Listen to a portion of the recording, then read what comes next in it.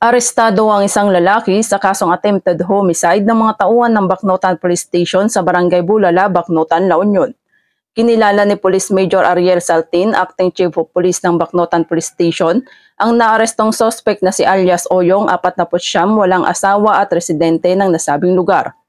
Naaresto ang suspect bandang alas 2:30 ng hapon sa bisa ng warrant of arrest sa kasong attempted homicide na may inirekomendang piyansa na 12,000 at kasalukuyang nasa kustodiya ng Bacnotan Police Station para sa kaukulang dokumentasyon at tamang disposisyon.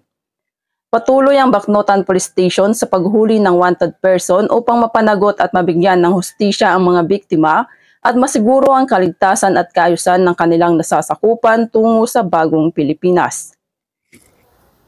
Mula dito sa Ilocos Region, ako ang inyong Police News Network Correspondent, Patrolwoman Consul. Alagad ng batas, taga-taguyod ng balitang pulis.